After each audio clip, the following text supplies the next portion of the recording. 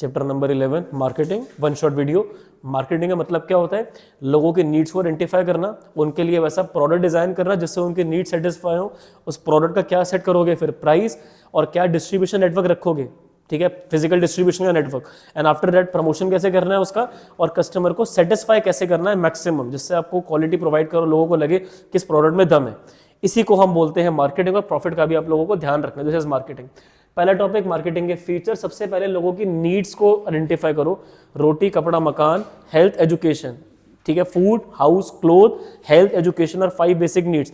But हर किसी की want अलग है, किसी को नॉर्थ इंडियन खाना है, किसी को साउथ इंडियन खाना है। फूड वो फूड है, पर लोगों की वांट अलग है, ठीक है। किसी को स्पोर्ट्स वियर में एडिडास पहनना पसंद है, किसी को नाइकी, किसी को प्यूमा, सबकी वांट अलग है। तो ऐसा प्रोडक्ट क्रिएट करो जो लोगों की वांट बने, और मैक्सिमम लोगों की अगर वो वांट बन गया तो उससे उन लोगों की नीड भी सेटिस्फाई होगी, आपका प्रॉफिट भी होगा, कस्टमर आपके सेटिस्फाई भी रहेंगे। So as a result create such a product which can become want of maximum people, but first identify the need, कि उससे कौन सी नीड आप पूरी कर रहे हो। अगर आप ऐसा प्रोडक्ट डिजाइन नहीं कर पा रहे जिससे लोगों की अल्टीमेट नीड सेटिस्फाई हो, तो मत क्रिएट करो। सो आपका प्रोडक्ट लोगों की वांट तभी बनेगा जब उससे उनकी नीड सेटिस्फाई होगी। तो पहले मार्केट में रिसर्च करो, get to know people what they want. कहा जाता है कि don't sell people what you want to sell, but rather sell what they want to buy. So जो लोग खरीदना चाहते हैं वैसा प्रोडक्ट उनकी वांट में लाओ तो उनकी नीड को सेटिस्फाई करे। फिर मेरा बेटा उनको ऐसी ऑफरिंग भी देनी है, खाली बेटा हवाबाजी नहीं करनी कि ये करूंगा वो करूंगा। अल्टीमेटली ऑफर, उसमें बेटा एक स्टैंडर्ड फॉलो करो, उसमें बेटा एक ग्रेडिंग फॉलो करो, और बेटा उसमें एक ब्रांडिंग फॉलो करो। मार्केट में जब आप एक प्रोडक्ट सेल कर रहे हो, so ultimately it should be a particular standard, it should B graded, and उसका जो भी सेफ्टी मार्क्स वगैरह है वो होनी चाहिए। अगर इलेक्ट्रॉनिक अप्लायंस है तो मेक श्योर कि उसके अंदर जो भी मार्क ISI मार्क वगैरह प्रेजेंट रहे, ताकि लोगों का कॉन्फिडेंस उस प्रोडक्ट को यूज करने में बढ़े, सेफ्टी उनकी इंश्योर्ड रहे प्रोडक्ट में। फिर मेरा बेटा आता है कस्टमर वैल्यू। जितना कस्टमर आपको पे कर रहा है आप उसको उतनी वैल्यू दो। बेटा हम जो फीस चार्ज कर रहे हैं उम्मीद करते हैं कि हमारे स्टूडेंट्स को उतनी वैल्यू, तो हम एटलीस्ट उतनी वैल्यू दें। किसी रेस्टोरेंट में जाके खाना खाओ तो बेटा अगर आपको लगे कि वहां पर अल्टीमेटली खाना अच्छा नहीं था, जितना अमाउंट आया बिल में, आप बोल रहे हो कि इसके तो मैं 1000 रुपए क्या 500 रुपये ना दूं, तो आप दोबारा वहां नहीं जाओगे, प्रमोशन खराब होगा, बाहर जाके नेगेटिव मार्केटिंग होगी, तो वो वैल्यू खराब होगी। तो कस्टमर को वैल्यू दो। हिंदी में इसको बोलते हैं पैसा वसूल करवाओ लोगों का, कि इतना वो दे रहे हैं तो उसको उससे ज्यादा बेनिफिट आप जैसे जैसे क्रिएट करके दो, रिपीटेड सेल्स के लिए और पॉजिटिव मार्केटिंग के लिए। एक्सचेंज मैकेनिज्म, 2 पार्टीज होते हैं, एक बायर एक सेलर, दोनों का कंसेंट होना जरूरी है। आप किसी को फोर्स नहीं कर सकते प्रोडक्ट खरीद, और अल्टीमेटली सेलर को अमाउंट रिसीव होता है, कंसिडरेशन इसको हम बोलते हैं, और बायर को प्रोडक्ट एक्सचेंज में मिलता है। So this is what marketing does, ठीक है। Money and goods and services का एक्सचेंज होता है। We need 2 parties and their consent as well, that is exchange mechanism. फिर मेरा बेटा मार्केटिंग के फीचर्स आएंगे। पहले तो मार्केटिंग मैनेजमेंट क्या होती है? So planning, organising and all करना within the department of marketing is said to be marketing management. इसके बाद इसकी फिलॉसफीज पहले आ गई, पहले ये पढ़ लेते हैं, फिर इसके हम फंक्शंस देखेंगे मार्केटिंग के। बेटा पुराने टाइम में ना क्या होता था, प्रोडक्शन पे लोग फोकस करते थे, प्रोड्यूस करो और लोग अपने आप खरीद लेंगे, क्योंकि कंपटीशन नहीं होता था। अगर आप चेयर बना रहे हो तो आपके एरिया में आप ही होते थे जो चेयर बना रहे होते थे। आप अगर बॉटल बना रहे हो, आपके अलावा और कोई बॉटल बना ही नहीं रहा। तो प्रोडक्शन करो, सप्लाई पे फोकस करो, डिमांड अपने आप हो जाएगी, और थोड़ा प्राइस रीजनेबल रखो ताकि लोग उसको अफोर्ड कर पाए। तो खाली availability and affordability was required at the stage of production. आज से 250-300 साल पहले की बात है। फिर धीरे धीरे क्या हुआ, कंपटीशन बढ़ गया, तो लोग किस पे आ गए? प्रोडक्ट पे, क्वालिटी देखेंगे प्रोडक्ट की, ठीक है। आपकी जगह 2-3 लोग और चेयर बेचने लगे, ठीक है। तो जिसकी चेयर की क्वालिटी बेटर, जिसकी परफॉर्मेंस अच्छी, मतलब मान लो कि आपको कहीं कोचिंग के लिए जाना है तो जो टीचर बेटर पढ़ा रही है, जो अल्टीमेटली फर्नीचर शॉप में जहां के फर्नीचर की वुड की क्वालिटी बेटर है, तो खाली अवेलेबिलिटी और अफोर्डेबिलिटी की नहीं, ठीक है, क्वालिटी एंड अफोर्डेबिलिटी, ये 2 फिनोमिना आ गए at the time of product. So इसमें क्या हो गया, quality and affordability ensured sales of the commodity in the market. फिर क्या हुआ, कॉम्पिटिशन और बढ़ा। पहले यहां 2 से 3 कंपनी हुई थी, अब 3 से 10 हो गई, ठीक है। कहां पर? सेलिंग में। तो जो प्रमोशन करेगा, एडवर्टीजमेंट करेगा, कोई ऑफर निकालेगा, वो गेम जीत जाएगा, वो मार्केट में प्रोडक्ट को सेल कर जाएगा। तो अल्टीमेट लोगों को कन्विंस करो। इसमें ना आफ्टर सेल सर्विस का ध्यान नहीं रखा जाता था। इसका ऑब्जेक्टिव ये नहीं कस्टमर को आप सेटिस्फाई करो, उसका ऑब्जेक्टिव ये है कि जैसे जैसे अपना सामान चिपकाओ कस्टमर को, सेल करो। अब सेल करने के लिए उनके लिए चाहे ऑफर निकालने पड़े, चाहे उनके लिए एडवर्टीजमेंट दिखाओ उनको, आप दूसरों से आउटशाइन कैसे करो, दूसरों से अलग कैसे हो, इनको प्रूव करो, देन ओनली आपकी सेल बढ़ पाएंगे। Availability, affordability, quality along with 4 sales promotion techniques will be part of selling। फिर बेटा मार्केटिंग जो चैप्टर आप लोग पढ़ रहे हो, ये आ जाता है मार्केटिंग कंसेप्ट, जिसमें हम कस्टमर सेटिस्फेक्शन भी जोड़ देते हैं। क्योंकि कंपटीशन इतना ज़्यादा बढ़ चुका है कि अगर आप चाहते हो कि रिपीटेड सेल्स हो और अगर आप चाहते हो कि कस्टमर आपसे ज़्यादा खरीदे, कि वो खरीदना है 2 टी शर्ट खरीद के जाए 3 टी शर्ट, कस्टमर आए फोन खरीदने के लिए 20,000 का खरीद कर जाए 25,000 का 30,000 का, तो वो बेटा क्या होती है? मार्केटिंग। कि कस्टमर को इतना खुश करो, रिलेशन मेंटेन करो उसके साथ कि यार कल को आप आओ, आपकी दुकान है, आप आओ आपकी जगह, तो वो मार्केटिंग के अंदर आ जाता है कि आप उसका ध्यान रख रहे हो ताकि वो और कहीं नहीं आपके पास है। तो लॉयल्टी के लिए मार्केटिंग जरूरी है बहुत ज़्यादा। फिर बेटा आता है सोसाइटल मार्केटिंग। सोसाइटल मार्केटिंग होता है सोसाइटी के लिए अच्छे काम करो, मार्केटिंग भी करो, but at the same time जो अनप्रिविलेज लोग हैं उनको काम दो, and at the same time ultimately आप फेयर क्वालिटी के गुड्स प्रोवाइड करो, अच्छी क्वालिटी के गुड्स एट रीजनेबल प्राइसेस। और अगर हो सके तो बेटा पेड़ पौधे उगाओ, कंपनी का जो प्रॉफिट हो रहा है उससे कुछ अच्छे काम करो, ठीक है। अल्टीमेटली अगर आप सीमेंट वाली कंपनी जैसे कि हैं बड़ी बड़ी, तो वो रूरल एरियाज के अंदर क्या करती है, लोगों के कच्चे घर पक्के बना देती है, बस अपना साइड में बड़ी से पेंट कर देते हैं, ये सीमेंट ने, इस कंपनी ने इनका घर बना के दिया इनको। So that societal marketing, marketing भी हो गई और अल्टीमेटली एक अच्छा सोसाइटी के लिए आपने ऑब्जेक्टिव भी फुलफिल कर दिया, ठीक है। Development of society along with organizational objectives are also fulfilled when societal marketing. आजकल कंपनीज हैं जो बेटा पौधे उगा देती हैं, आजकल बेटा कंपनीज हैं जो बच्चों की पढ़ाई में पैसा कंट्रीब्यूट कर देती हैं, आजकल चैरिटी होती है ओल्ड एज पेंशन, मतलब ओल्ड एज हाउसेज में, ऑर्फनेज में, तो अच्छी बात है। सोसाइटल मार्केटिंग यही कहता है।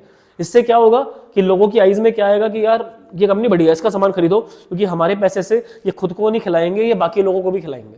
तो वो चीज़ लोगों के माइंड में कहीं ना कहीं एक अच्छा इंप्रेशन डालती है। फिर मेरा बेटा मार्केटिंग करती क्या क्या? सबसे पहले लोगों के बारे में इन्फॉर्मेशन लो, लोगों को चाहिए क्या, सर्वे करो, इंटरव्यू लो, लोगों से 1-to-1 कम्युनिकेट करो कि व्हाट दे एक्चुअली वांट।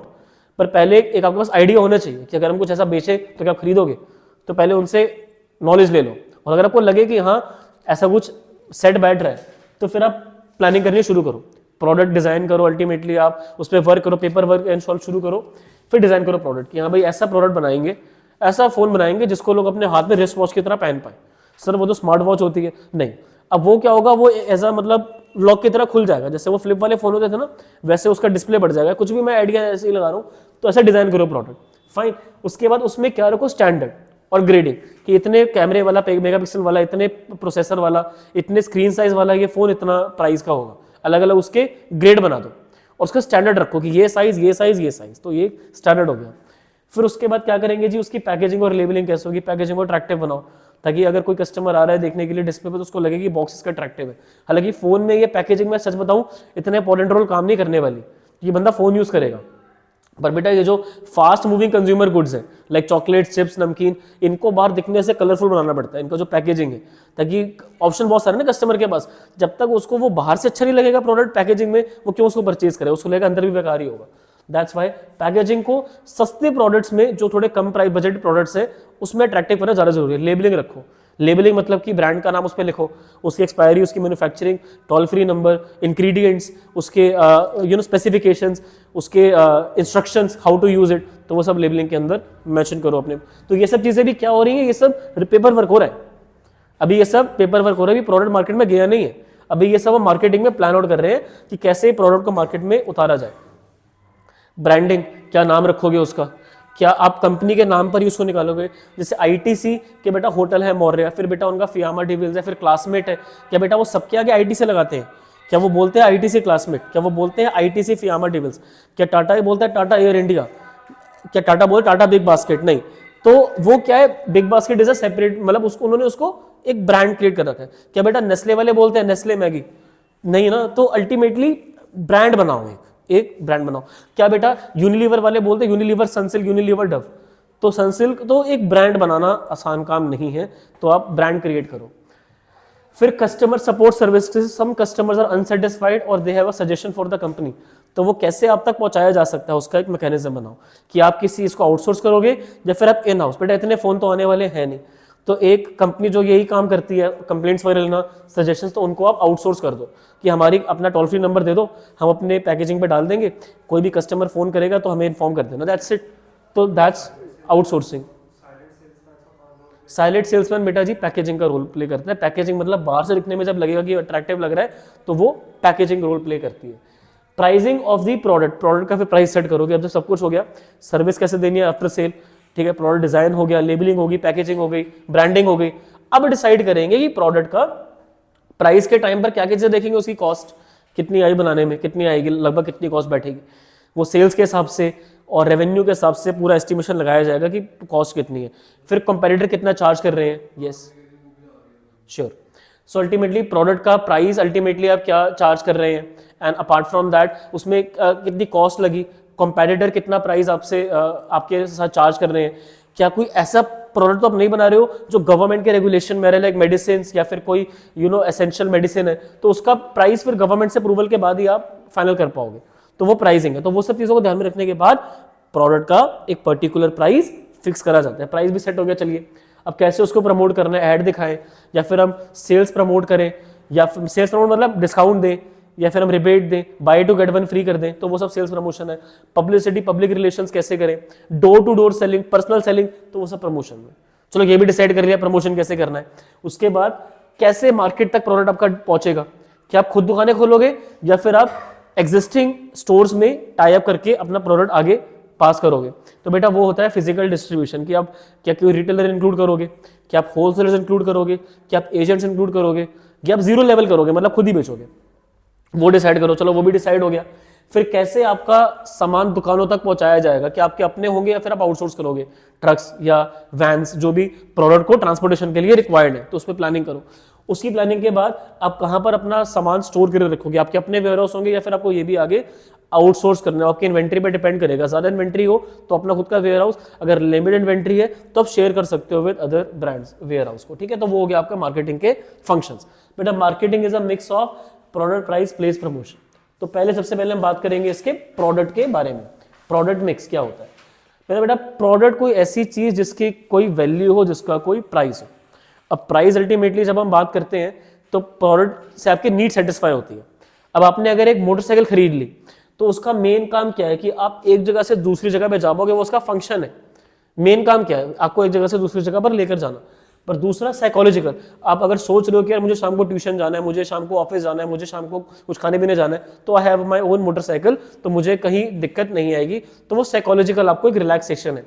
तीसरा सोशल, सोसाइटी में आपके दोस्त बोलेंगे अरे वाह यार नई मोटरसाइकिल ली, तो ये तीन फायदे मिलते हैं एक प्रोडक्ट को खरीदने की। सोसाइटी आपको बोलती है कि भाई क्या बात है, तरक्की हो रही है। साइकोलॉजिकल बेनिफिट कि आपके दिमाग में रहता है कि मेरे पास ये चीज़ है जो उसकी मुझे ज़रूरत थी, और बेटा जो काम मेन आपका प्रोडक्ट से आप एक्सपेक्ट कर रहे थे वो आपका पूरा हो पाता है, ठीक है। ये काम आपका फ़ोन भी करेगा, ये बेटा बाइक भी करेगी, आपकी चेयर भी करेगी, आपके कपड़े भी करेंगे, ठीक है, कि भाई एडिडास की शूज़ हैं, फिर कपड़े हैं, प्यूमा के तूने कपड़े पहने हैं, तो ultimately what will it be? Functional, psychological and social benefit that you will be getting off a particular brand, ठीक है जी। ब्रांडिंग, पर बेटा ब्रांड होता है किसी प्रोडक्ट की सेपरेट आइडेंटिटी, वो उसका नाम हो सकता है, वो उसका सिंबल हो सकता है, वो उसका अल्टीमेटली पैकेजिंग भी हो सकती है कि बाहर से कैसा है, तो वो ब्रांड जिससे लोगों के माइंड में उस प्रोडक्ट की परसेप्शन बैठ जाए। अब इसमें कुछ वर्ड्स है जो आपके लिए इंपॉर्टेंट रोल प्ले करेंगे, जिसमें ब्रांड। अब ब्रांड किसी भी चीज का नाम, टर्म, साइन, सिंबल, डिजाइन। अब जैसे कि बाटा, लाइफ बॉय, पार्कर अपने आप में बेटा क्या बन चुके हैं? ब्रांड बन चुके हैं, ठीक है। जैसे एप्पल है, देन सैमसंग है, एलजी है, तो these all have become brands.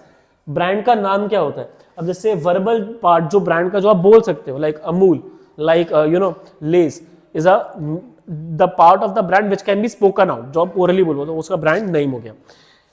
Brand mark, uncle chips पे जो अंकल बने हैं साइड में, अमूल बटर पे वो जो गर्ल बनी है बटर होल्ड करते हुए, ठीक है, पार्ले-जी बिस्किट में जो गर्ल बनी है ऐसे 4 या 5 फिंगर्स दिखाते हुए, तो इट्स अगेन अ मार्क। और to better put it, it is actually a trademark which is legally protected, not any other company can use that because they have actually registered that mark with the government, कि हमारे अलावा ये कोई और brand use इस mark को नहीं करेगा। तो legal protection to a brand mark is set to be a trademark. So ये 4 आपको ब्रांडिंग से रिलेटेड नाम पता होने बहुत ज्यादा जरूरी है। फिर मेरा बेटा अगला आता है, एक अच्छा ब्रांड नेम डिसाइड करते टाइम किन बातों का हमें ध्यान रखना है। बहुत बेसिक सी बात है, छोटा होना चाहिए और प्रोडक्ट के फायदे उससे पता लगने चाहिए। जैसे कि अमूल मतलब अमूल्य, मतलब कि प्रेशियस, ठीक है। एप्पल माने ऐसा फ्रूट जिससे काफी ज्यादा बेनिफिट्स मिले, फाइन। एलजी का स्लोगन क्या है? लाइफ्स गुड, ठीक है। तो उनका वो फुल फॉर्म नहीं है, it's the slogan of LG. So as a result उससे उनकी हाईलाइट होती है उनकी benefits. The brand name should be adaptable to packaging and labelling. अब सपोज करो लेस एक छोटा नाम है तो पैकेजिंग पे लिखा जा सकता है। अगर कोई लंबा चौड़ा नाम रख दो 3-4 वर्ड्स का, तो वो पैकेज पे आएगा ही नहीं। तो नाम ऐसा जो पैकेज पे प्रिंट करा जा सके इजीली। फिर सफिशिएंटली वर्सेटाइल, मतलब बाकी प्रोडक्ट्स को लॉन्च करने में दिक्कत नहीं आनी चाहिए। ऐसा नहीं, जैसे Amazon का मैंने एग्जांपल लेता हूं, जब वो लॉन्च करने वाले थे, they were planning to name it Amazon books, but later the CEO Jeff Bezos sir thought कि यार अगर बुक्स रख दूंगा तो कल को और भी प्रोडक्ट लॉन्च नहीं कर पाऊंगा, then he thought let's keep it only Amazon in short, क्योंकि in case I want to expand तो I will be adding new products under the same name Amazon। तो आगे के प्रोडक्ट्स, वो अगर Amazon बुक्स रख देते और उससे बेटा अगर वो एसी बेचते तो थोड़ा हमें अजीब लगता कि यार amazonbooks.com पे एसी मिल रहा है या फिर मोबाइल फोन मिल रहा है। तो that's why they decided to keep the name single, not in a particular field. Being registered in productive legally, ऐसा उल्टा पुल्टा नाम नहीं तो रजिस्टर ना करवा पाओ। जो नाम ऑलरेडी रजिस्टर हो चुका है उसको आप रजिस्टर नहीं करवा पाओगे। और जो डिक्शनरी वर्ड्स है, जो एग्जिस्टिंग वर्ड्स है, इंडिया में उनका रजिस्ट्रेशन बहुत बहुत महंगा है, बाहर भी बहुत महंगा है, ठीक है। ये बेटा नाम बड़े महंगे होते हैं, अमेजोन, ठीक है, अल्टीमेटली एप्पल, ये बहुत महंगे में उन्होंने फिक्स करवा रखे हैं और कोई इस नाम को यूज नहीं कर पाएगा, तो बहुत एक्सपेंसिव मिलते हैं ये। और ये उन्होंने करवा लिया तो और कोई इनके अलावा अब यूज नहीं कर सकता, तो लीगल प्रोटेक्शन है। चूजर नेम की स्टेइंग पावर होनी चाहिए, पुराना नाम नहीं होना चाहिए जो पहले के टाइम पे चलते थे, थोड़े मॉडर्न नेम जिससे लोग थोड़ा मतलब रिलेट कर पाए। तो ये ब्रांड नेम के कुछ कैरेक्टरिस्टिक्स है। पैकेजिंग कैसी होनी चाहिए बेटा, प्रोडक्ट की अट्रैक्टिव होनी चाहिए। वो अल्टीमेटली एक पहला कनेक्शन होता है कस्टमर का विद द प्रोडक्ट से पहले भी उसकी पैकेजिंग पे देखता है वो। एक साइलेंट सेल्समैन, बच्चे ने पूछा था सौमिल ने कि सर साइलेंट सेल्समैन कौन होता है? पैकेजिंग। पैकेजिंग खुद को सेल कर रही है। आप जा रहे हो किसी मॉल में, आप देख रहे हो चिप्स कौन सा खरीदूं, एक आपको पैकेजिंग देख के लगी यार इस पे तो चिप्स बने हुए हैं, बाहर इस पे कलर इतना अट्रैक्टिव है, मल्टी कलर है, एक कार्टून बना हुआ है बड़ा इंटरेस्टिंग सा, तो ये वाला चिप्स खाऊंगा, तो वो पैकेजिंग है। साइलेंटली उसने अपने आप को खुद को बेच दिया, साइलेंट सेल्समैन, ठीक है जी। तो लेवल्स 3 होते हैं बेटा, प्राइमरी, सेकेंडरी और ट्रांसपोर्टेशन। प्राइमरी जो प्रोडक्ट के यूज को फैसिलिटेट करते हैं, जैसे कि टूथपेस्ट की जो ट्यूब होती है जो हम डेली यूज करते हैं, सुबह सुबह टूथपेस्ट को ट्यूब को हम प्रेस करते हैं तो पेस्ट बाहर निकलता है ना, तो वो tube is the primary. Secondary बेटा, जिस कार्डबोर्ड, जिस गत्ते में घर पर आप टूथपेस्ट लेकर आए थे मार्केट से, तो वो गत्ता क्या था, उसकी सेकेंडरी उसकी सेफ्टी के लिए था। आप किसी राशन की दुकान पे जाते हो तो बेटा टूथपेस्ट ऐसे ही रखे होते हैं दराज के अंदर, बेटा वो बॉक्स के ऊपर एक करके रखा जाता है, तो वो सेकेंडरी है उसकी प्रोटेक्शन के लिए।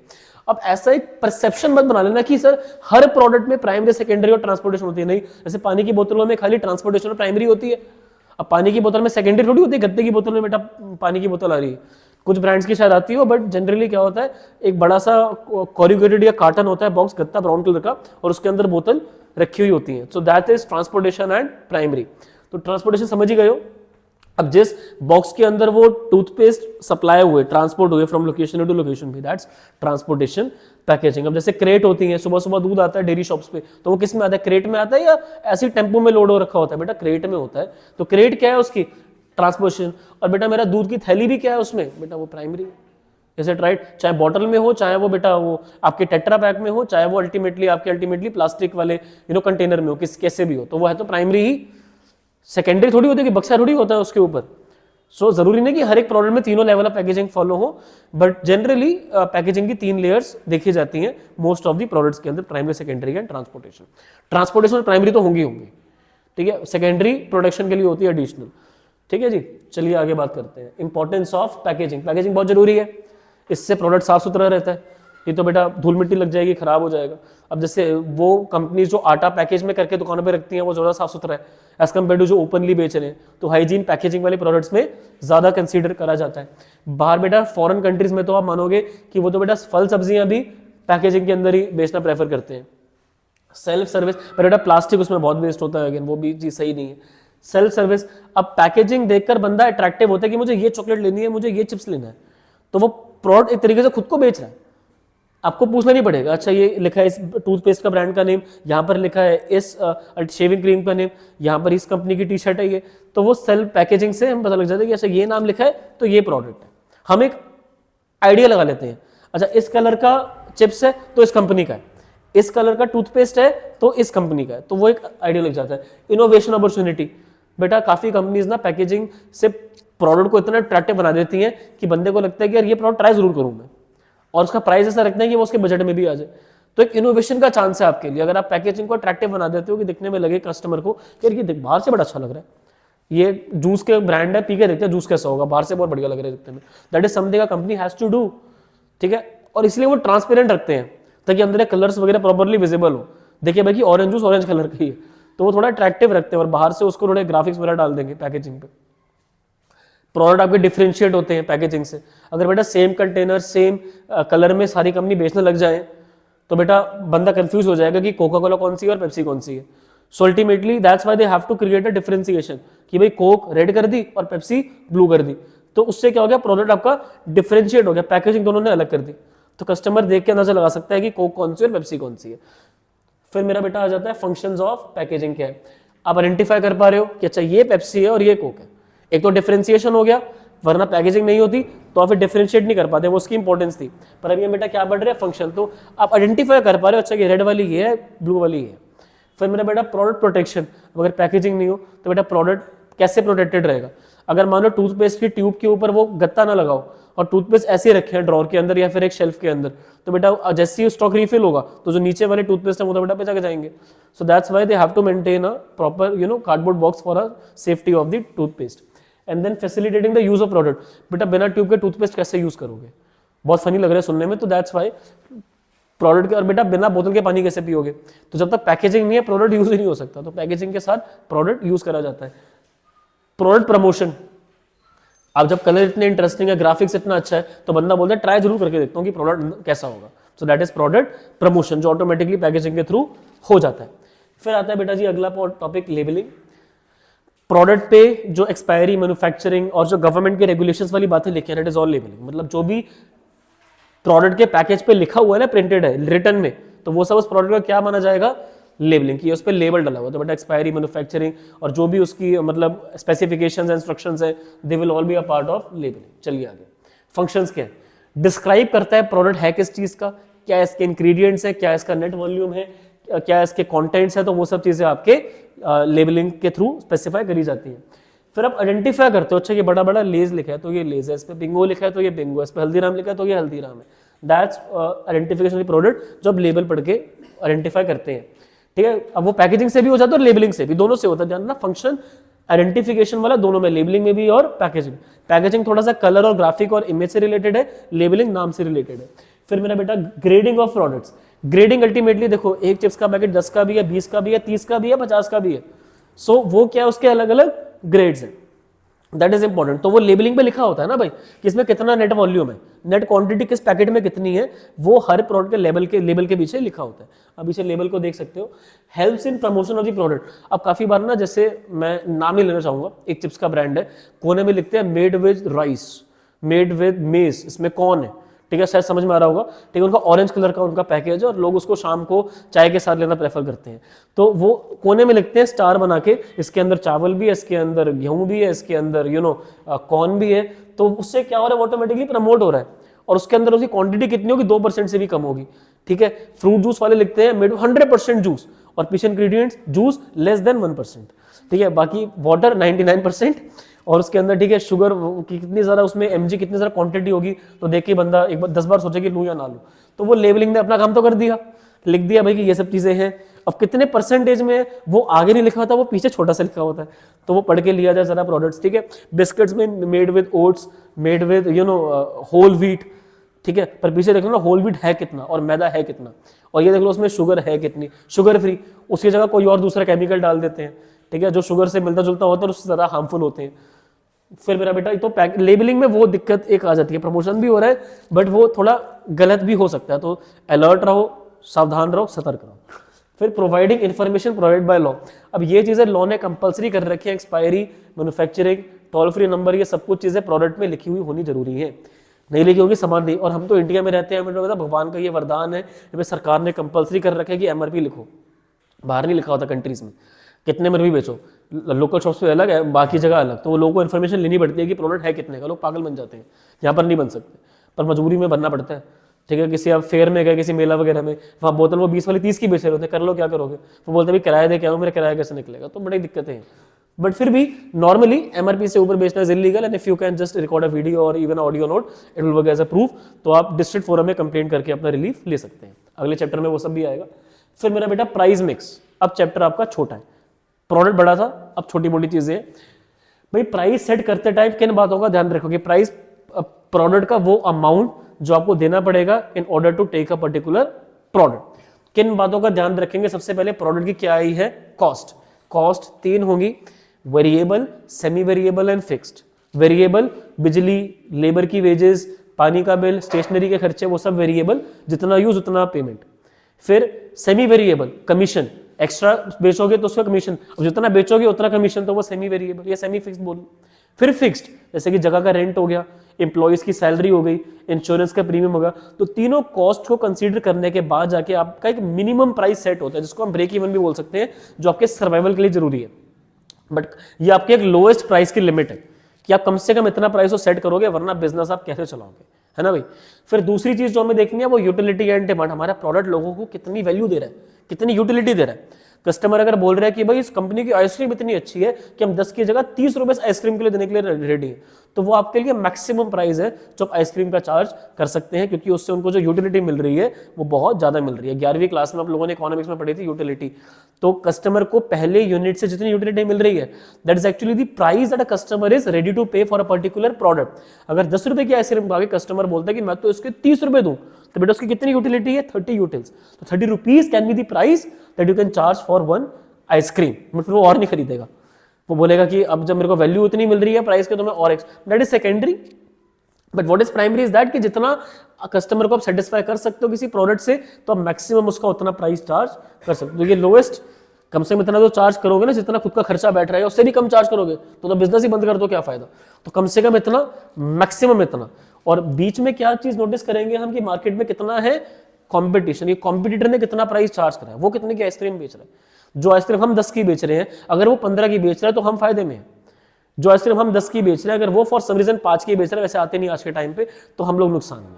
तो that is something which is to be considered, कि वो उसने इतनी कॉस्ट कैसे कम कर ली कि उसके इंग्रेडिएंट सेम है और सब कुछ सेम है, तो कुछ तो गड़बड़ है।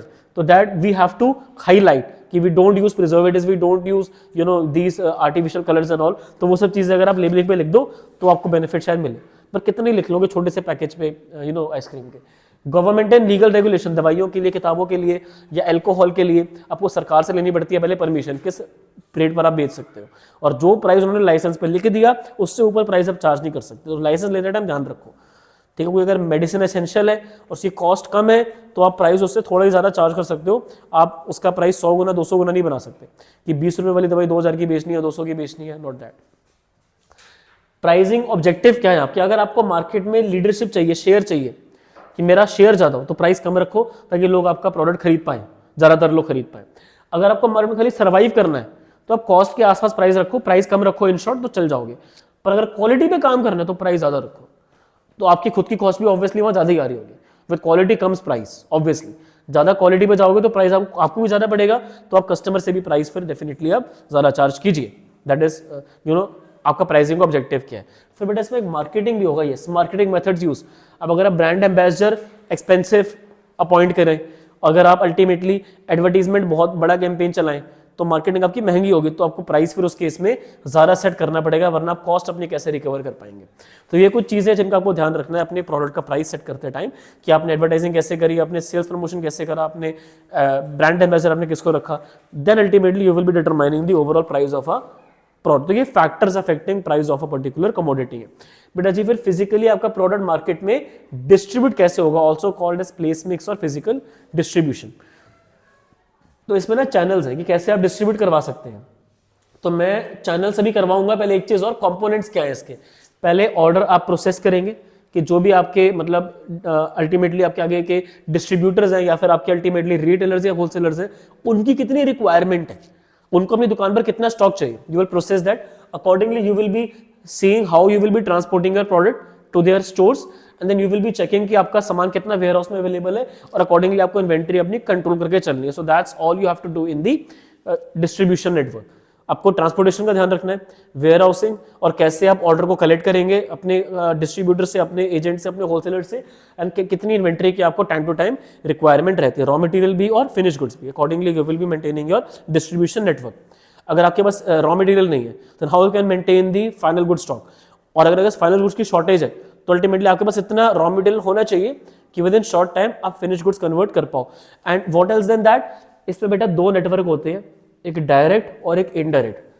डायरेक्ट नेटवर्क हो गया कि मान लो कोई इलेक्ट्रॉनिक कंपनी अपने फोन, फ्रिज, टीवी अपने स्टोर पे बेच रही है, तो वो डायरेक्ट है।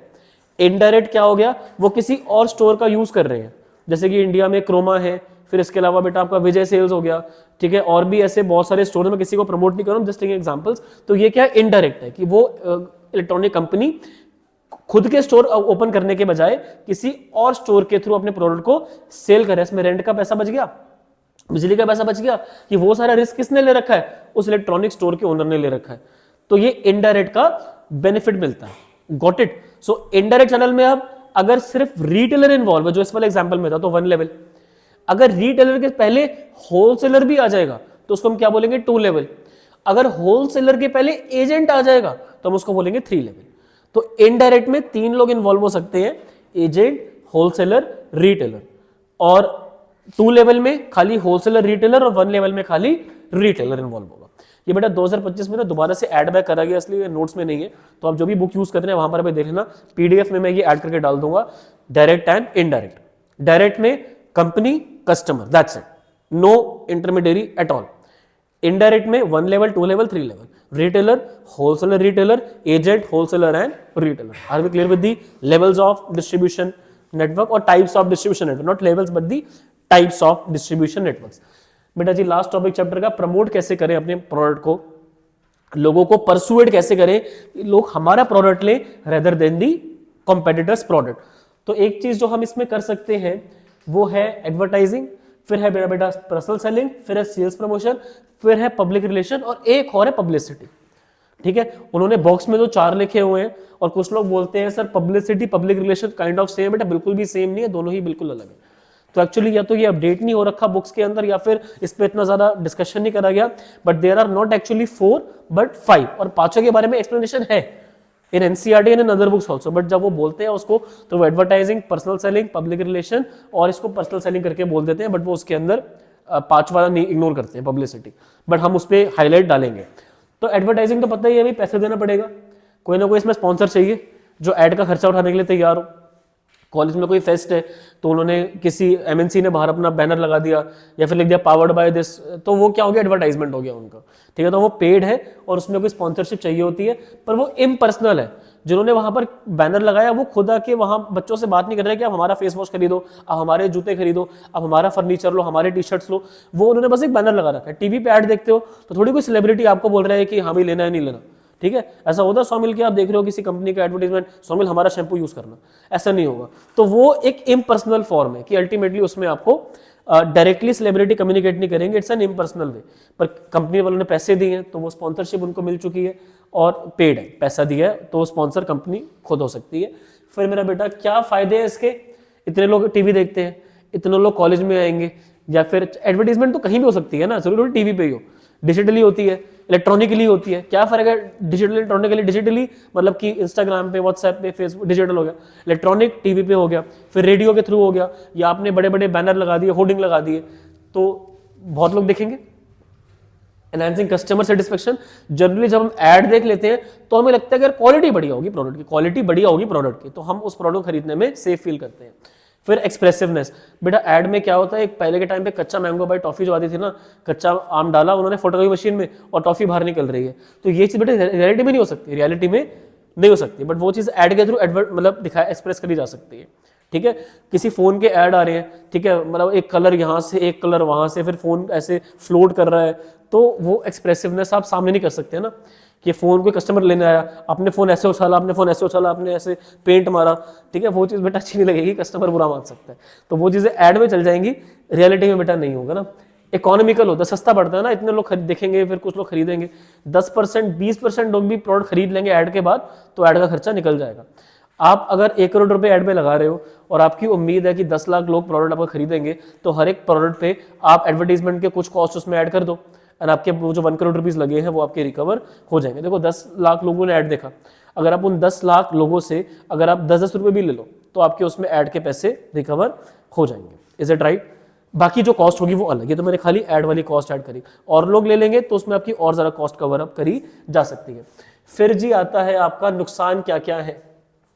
ऐड देख लिया, बंदा बोलता है कि मैं क्यों लूँ, ऐड देख लिया, फोर्स थोड़ी हो रहा है, बट अगर भी घर में आके आपको कन्विंस करे डोर बेल मार के कि ये कंपनी की सॉफ्ट ड्रिंक आप ट्राई कीजिए, आप ये जूस ट्राई कीजिए, आप ये शूज़ देखिए कितने बढ़िया हैं, आप इस कंपनी के चिप्स ट्राई कीजिए, तो वो फिर फोर्सफुल ज़्यादा हो जाता है।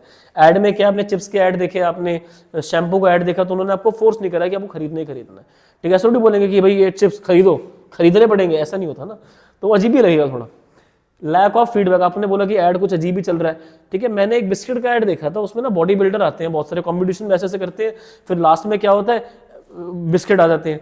तो वो ऐड मुझे समझ नहीं आया कि पहले कुछ मुझे लगा कि बॉडी बिल्डिंग का सप्लीमेंट होगा या फिर कोई शायद मेडिसिन की बात होगी, लास्ट में बिस्किट, और बिस्किट बॉडी बिल्डर ने खाए भी नहीं, खाली उन्होंने एंड में खाली वो बिस्किट। तो मुझे एक फीडबैक देना था कि वो ऐड बना नहीं, मतलब वो कुछ बना नहीं साहब। इनफ्लेक्सिबिलिटी, अब तो बन गया, अब उसको चेंज करा नहीं जा सकता। फिर लेस इफेक्टिवनेस, इफेक्टिव इतने नहीं होते, फोर्सफुल भी नहीं, इफेक्टिव एक ही बात है। ऐड देख के रिजल्ट आएगा कोई गारंटी नहीं है। प्रोडक्ट अच्छा बनाओ, automatically publicity creates more impact rather than advertising. जब लोग पीछे बात करेंगे ना अच्छे से, तो उसका ज्यादा इंपैक्ट बेटा क्रिएट होगा एज कम्पेयर टू एडवर्टाइजमेंट। ये बड़े बड़े बेटा बैनर लगाने से, जगह जगह एडवर्टाइजमेंट करने से काम नहीं चलेगा। काम चलेगा तो चलेगा आपके काम से, आपकी क्वालिटी से, दैट इज मोर इंपॉर्टेंट। तो वही चीज, ऑब्जेक्शंस, कुछ लोग बोलते हैं एडवर्टाइजमेंट तो बेकार है, करो ही मत, और कुछ लोग बोलते हैं नहीं करो। अब दोनों की डायकोटमी है, कंफ्यूजन है। अब जो लोग बोलते हैं ऐड करो, उनका ये मानना है कि अगर वो कॉस्ट बढ़ भी रही है तो कस्टमर के थ्रू कवर हो जाती है, एक बंदा थोड़ी कॉस्ट बढ़ रहा है, सब भर रहे हैं ना। पर दूसरे लोग बोलते हैं नहीं कॉस्ट बढ़ रही है, तो ये भी डायकोटमी है। फिर एक तरफ से लोग बोलते हैं कि सोशल वैल्यू अंडरमाइन होती है। नया फोन का मॉडल आया, पुराने मॉडल वाले बोलते हैं भाई ये क्या हो गया, हम तो पीछे डिग्रेड हो गया, अब तो मार्केट आगे बढ़ गया। तो दूसरे लोग जो सपोर्टर्स एडवर्टीजमेंट के वो बोलते हैं तू मेहनत कर, तू नया फोन खरीद, तो वो उसके सपोर्टर हो गए। फिर कंफ्यूज द बायर, बायर बोलते हैं ये टूथपेस्ट भी अच्छा है, ये भी अच्छा, खरीदू कौन सा। सपोर्टर बोलते तो पढ़ ले पीछे इंग्रेडिएंट्स, जो तेरे को लगे बेटर है वो तो खरीद ले, कौन फोर्स कर रहा है कि वो खरीदो, वो जो तेरे को खरीदना है पैसे तेरे को खर्च कर रहे हैं, देख ले, ठीक है जी। Sale of inferior, cricket match आप देख रहे हो, बीच में सेलिब्रिटीज आ रहे हैं, ठीक है, ये मसाला खाइए, ठीक है, मुंह में कबाड़ गंदा दुनिया में, ठीक है, कदमों में दुनिया, तो वो सब चीजें बेटा इंफीरियर है, फाइन। बट जो सपोर्टर्स है वो ये बोलते हैं भाई तो मत खरीद, तेरे को बोल थोड़ी नहीं कि तेरे को लेने की तभी तेरे को सोसाइटी एक्सेप्ट करेगी, बट सेल बहुत हो जाती है उनकी। जो लोग ये सब नहीं पढ़ते ना वो तो खरीद लेते हैं, ठीक है। जो लोग वो ये समझ लेते हैं कि भाई जब ये लोग ले रहे हैं तो हम भी कंज्यूम कर लेते हैं, कुछ तो भी उनमें बात होगी तभी वहां तक वो पहुंचे, तो शायद ये खा के पहुंचे हो, जबकि ऐसा कुछ रिलेशन है नहीं। बट इंफीरियर गुड्स होते हैं बेटा, चाहे सोडा के ऐड आते हैं, फिर अब अल्टीमेटली बेटा ये इलायची के ऐड हो गए, वो कुछ और ही होता है, मसाला वगैरह, ठीक है। तो don't buy such things and don't even think about, and you we guys even don't think about buying those things. But बहुत लोग बेटा ये सब चीजें कंज्यूम कर रहे हैं, बट कोई फोर्स नहीं है। चलो जी आगे बात करते हैं। ये है आपका personal selling, door to door, तो घर पे आ गया वो बेचने के लिए कि हमसे सामान खरीदिए। तो अब ये डोर टू डोर सेलिंग है, कोरोना के बाद से कम हो गया, लोग ऐसे अनजान लोग घर में आने नहीं देते, क्या बात अपने सबकी बीमारी लेके आ रहे हैं। पर अल्टीमेटली पहले की बहुत चलता था, जब ऐड भी चलते थे तो पुराने तरीके, ट्रेडिशनल मार्केटिंग है डोर टू डोर सेलिंग, ठीक है। अब ये ना अकेले काम नहीं करेगी। अब अगर 10 रुपए का चिप्स जो बाहर मिल रहा है, वही अगर कंपनी वाला आपको घर पे आके 10 रुपए का बेचे, तो क्या आप खरीद लोगे? आप सामने से उनको जवाब दोगे मैं बाहर से खरीद लूंगा 10 का मिल रहा है, तो उनको कोई ना कोई ऑफर क्लब अप करना पड़ेगा, 3 पैकेट पे 1 पैकेट फ्री, वो बाहर वाला नहीं देगा। तो ये तभी काम करेगा जब इसको आप मर्ज करोगे with any other technique, otherwise it is of no use. तो ये इसमें पर्सनल फॉर्म है, वो पर्सनली आपके साथ बात कर रहा है। ऐड में वो नहीं हो रहा था, ऐड आ गया, सेलिब्रिटी बोल रहा है सामान खरीदो या नहीं खरीदो, वो चॉइस आपकी है। बट यहाँ पर वो फोर्स कर रहा है कि यार खरीद लो, ट्राई तो करो। और वो ऐसे रिक्वेस्ट करते हैं कि सर टारगेट पूरा हो जाएगा, सर ले लो ना प्लीज, सर हमारे बारे में सोचो, घर में सर बच्चे हैं, तो वो सब चीजें हो जाती हैं। तो वो पर्सनल फॉर्म हो गई। फिर मेरा बेटा डेवलपमेंट ऑफ रिलेशन, बेटा लोग कि भाईचारा हो जाता है। अच्छा हमने आपका नेम प्लेट पढ़ी थी, आप भी, हमारी भी कास्ट वही है, ठीक है, हम भी वहां से बिलोंग करते हैं, तो वो चीज़ ऐड में नहीं हो पाती। ऐड में क्या है कि वो रिलेशन मेंटेन नहीं हो रहा, बट यहाँ पे लोगों का रिलेशन मेंटेन हो जाता है थोड़ा बहुत, क्योंकि वो रेगुलरली बांध लेते हैं ना कि जूस आप हमारे घर में देने आ जाना, हमें जाना नहीं पड़ेगा। तो in that case it's personal relation. जब मैं बेटा जिम जाता था ना, पुराने टाइम पहले जाता था, छोड़ दिया काफ़ी टाइम हुआ कोविड के बाद से, तो एक रेस्टोरेंट से ना मेरी डाइट आती थी, मैं ऑर्डर करता था बेटा, सोया चंक्स और पनीर मेरा शाम को डेली आता था। तो जो डिलीवरी बॉय था बेटा, काफ़ी बार बेटा मैंने बैठ के चाय भी पी ली उसके साथ कि चलो आप आगे आ जाओ, बैठ जाओ। तो बेटा वो पर्सनल सेलिंग में एक रिलेशन मेंटेन ऐसे हो जाता है। वो घर पे है तो उन्होंने बोला कि आप साहब हम एक प्लान कर रहे हैं, हम एक रेस्टोरेंट खोल रहे हैं, तो घर में हमको डाइट वगैरह देके जाएंगे, would like to apply for that. मैंने कभी बढ़िया ये तो मैंने फिर अप्लाई कर लिया। तो वो मैंने 2 महीने तक फॉलो करा था, फिर बेटा कोविड आ गया, तो फिर जिम के पैसे तो रिफंड नहीं हुए, और पर उनका बेटा मेरा पैकेज खत्म तब तक हो चुका था, मैंने रिन्यू नहीं करवाया, फिर जिम स्टार्ट ही नहीं हो पाया। पता नहीं बेटा कहाँ दिक्कत आ रही है। मेरिट्स ऑफ पर्सनल सेलिंग, फायदा क्या होता है इसका? फ्लेक्सिबिलिटी। अब अगर कोई कस्टमर आपको लगता है कि ये नहीं खरीदेगा तो उससे आगे डील ही मत करो। क्या ऐड में ऐसा होता है कि आपको लग रहा है कि भाई ऐड आ रहा है किसी फोन का, जेब में पैसे है नहीं, तो क्या आप अपना मुंह उधर कर लोगे, नहीं मैं नहीं दिखूंगा ऐड। पर यहाँ पर क्या होगा कि अल्टीमेटली फ्लेक्सिबिलिटी है कि अगर आपको लग रहा है कि सामने वाला इंटरेस्टेड नहीं है, बात नहीं खत्म, आपकी मेहनत बचेगी, सामने वाले का टाइम बचेगा। डायरेक्ट फीडबैक, अगर उसको बोलता है कि मैंने तुम्हारा प्रोडक्ट यूज करा है, इसमें दम नहीं है, तो वो इसमें पता लग सकता है। बट ऐड में ऐसा नहीं हो सकता। ऐड में सपोज करो किसी कंपनी के चिप्स के पैकेट का ऐड आ रहा है और आप बोल रहे हो कह रहे तो बेकार है, तो आप क्या टीवी देखते हो बोलोगे भाई तुम्हारा प्रोडक्ट बेकार है, तो ये आपके घर वाले वो देखने लग जाएंगे भाई क्या हो गया हमारे बच्चे को। तो ऐसा नहीं हो सकता ना कि आप ऐड देख रहे हो और आप सामने सेलिब्रिटी को बोल रहे हो भाई किसका ऐड कर रहा है कि तो बेकार ब्रांड है। बट पर्सनल सेलिंग में एक फीडबैक दिया जा सकता है डायरेक्टली सेल्स पर्सन को कि the product is not working that well, तो वहाँ काम करने की जरूरत है। मिनिमम वेस्टेज, बेटा मान लो कि घर में पेरेंट्स है नहीं, एक 6th क्लास का बच्चा है, आप उसको जाके बोलोगे कि वॉशिंग मशीन हम बेचना चाहते हैं या फिर हम कुछ एक्सेसरीज लाए हैं, फ़ोन ले लो, तो बेटा वो बच्चा क्या जवाब देगा कि अंकल मैं तो अभी 6th क्लास में हूँ, मैं जब बड़ा हो जाऊँगा ना तब आप आ जाना। तो इसमें क्या है कि वो अपना टाइम वेस्ट नहीं करेगा। फिर कौन सेल्स पर्सन, वो मतलब इतनी बात तो उनकी होगी नहीं, वो पूछेगा बेटा पेरेंट्स हैं या कोई बड़ा है घर में, तो बोलेगा जी नहीं है, तो बात नहीं खत्म। बट जब वो टीवी देख रहा है तो बेटा फोन का ऐड आ रहा है, तो बेटा वो ये नहीं सोचेगा ना कि यार पैसे होते मैं खरीद लेता, ये नहीं हो सकता क्योंकि उसका कुछ उससे लेना देना नहीं है। तो टाइम पर्सनल सेलिंग में बच जाता है क्योंकि उन्हीं लोगों से आप डील करते हो जो आपके टारगेट ऑडियंस है। बाकी अननेसेसरी लोग जिनसे आपका डील नहीं है, टारगेट नहीं है, वो एलिमिनेट हो जाते हैं। नुकसान क्या क्या है पर्सनल सेलिंग में कि आप एक्सपेंसिव पड़ेगा कि जो सेल्स पर्सन घर घर जाएगा बेटा धूप में ठंड में अच्छा खासा पैसा वो आपसे चार्ज करेगा। लेबर इंटेंसिव, लेबर बहुत चाहिए, पहले ट्रेनिंग वगैरह दो उनकी, वही ट्रेनिंग दो, और रीच कितने ही लोगों से वो बात कर लेगा एक दिन में, कितने घर कवर कर लेगा, 2 घर 3 घर 4 घर 10 घर मैक्सिमम, इससे ज्यादा वो कितने घर एक दिन में कवर अप कर लेगा। भाई एनर्जी होती है, टाइम होता है। फिर सेल्स प्रमोशन, ऐसा प्रमोशन जिससे लोगों को लालच, इंसेंटिव कि भाई मुझे ये प्रोडक्ट लेना है, डिस्काउंट दे दो, बाय 2 गेट 1 फ्री का ऑफर निकाल दो, 10% एक्स्ट्रा उनको दे दो, लकी ड्रॉ निकालो, इंस्टेंट ड्रॉ निकालो, 0% EMI। ये तरीके हैं लोगों को कम टाइम में पागल बनाने के लिए, वो कम टाइम में लोगों का टेंशन लेना। बेटा ये सारा ना सेलिंग कंसेप्ट है, ये मार्केटिंग नहीं है। ये जो आपका प्रमोशन है ना, ये प्रमोशन का जो पूरा पढ़ रहे हो, advertising, personal selling, sales promotion, ये सारा का सारा आपका सेलिंग कंसेप्ट है, मार्केटिंग नहीं है। लोगों को अपना प्रोडक्ट बेच रहे हो जैसे तैसे, और वो जरूरी है। जब ऐड दिखाओगे तो लोगों को भरोसा आएगा, पर्सनल सेलिंग करोगे तो लोगों से रिलेशन बैठेगा। अगर आप ऐसा सेल्स प्रमोशन करोगे तो आपकी सेल बढ़ेंगी, और अगर प्रोडक्ट में दम है तो आगे चल के प्रमोशन ये ऐसा करने की जरूरत ही नहीं पड़ेगी। अपने भी लोग प्रोडक्ट लेंगे, सैंपल दो लोगों को फ्री में, कुछ पैसा खर्च करो, अगर आपको भरोसा है अपने प्रोडक्ट पे पैसा खर्च करो, फिर लोग प्रॉपर प्रोडक्ट आपसे खरीदेंगे।